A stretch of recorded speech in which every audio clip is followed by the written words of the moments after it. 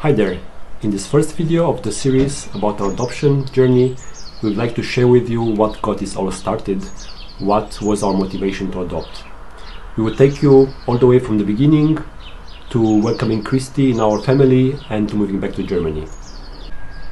In this first episode, we will try to provide some food for thought for those of you pondering the idea of adopting yourselves.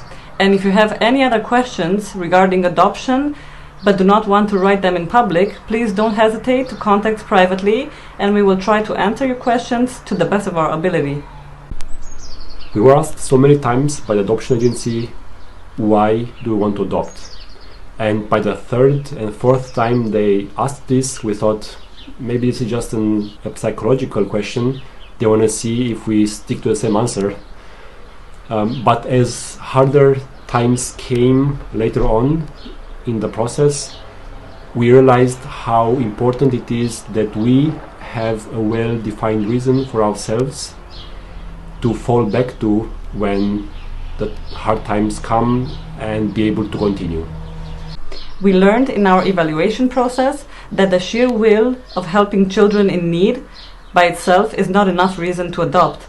If you want to get involved helping these children in need, you can do this in various other ways. For example, you can go to hospitals or get involved with an NGO or even donate money. And all of these ways are a great way to get involved. Oftentimes, when I used to go with the kids in the supermarket or on the street for a walk or in the parks, people around me used to ask me if our kids are twins. And after they did the math and realized that it's 7 months between them, I clarified that one of them is adopted, and the general reaction would be, oh, that's so nice of you, you're heroes, and so on. We would like to destroy this myth that we would have, or that somebody would need to have a perfect relationship in order to be able to adopt. There are no perfect couples. If you are a perfect couple, please post in the comment section below. We would love to get to know you. It is never the best time to adopt. If you are thinking about adoption and thinking about doing it at some point in the future, you might consider doing it sooner rather than later. But there is one important point to consider. Adoption will put your relationship to a test. We were not in the best phase in our relationship as we started the process, and with the additional strain of Teddy having to go back and live in Romania and me working in Germany and traveling back and forth, this has brought us to the verge of a breakup, and only through couples therapy and God's grace we were able to continue.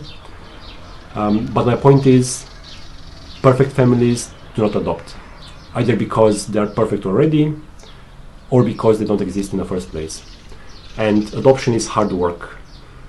After one moves out of the "oh, we are doing such a great thing" euphoria.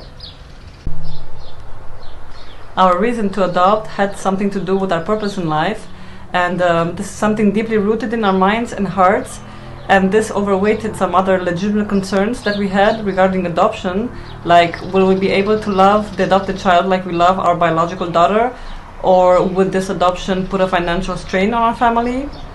Later in the series, we will try to put together a comprehensive list with some concerns that we have or some concerns that we heard from others. But the bottom line is, our reason to adopt had something to do with our deepest values and with our purpose in life, which is to serve others and to let the love of God flow through us so we could reach other people. I know this sounds very theoretical, and we often fail at this in our daily lives. But adoption is one of the ways, or one of the practical ways, in which we are trying to apply this principle. We believe adoption should have to do with love. And when we know this love comes from an infinite source, this puts to rest our concern that maybe we won't be able to love this child as much as we would like to. We got many reactions from family and friends, and some of them were very encouraging and some of them not so uplifting. But we noticed that people closer to us were a little bit more concerned with our well-being and putting in front of us possible scenarios and what-ifs. We tried to consider all points of view, but we both talked and said that we didn't want our life to be driven by fear.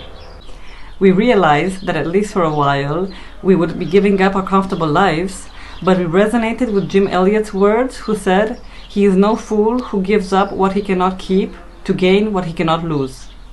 People tend to project their own hopes and fears when they're confronted with the idea of adoption, so it's probably advisable to take everything with a grain of salt.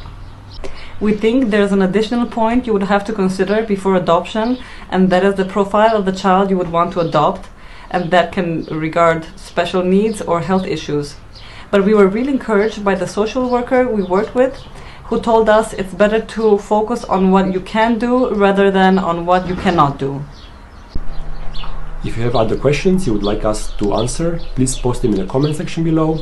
We would be more than happy to try to answer them. And if this video is useful for you, please click the like button, as this will help the video reach other people interested in the subject. In the next episode we will cover the initial phase of the adoption preparation, as well as some technicalities around the adoption process. We would be really happy to hear from you, so please leave us a comment in the comment section below, and see you next time!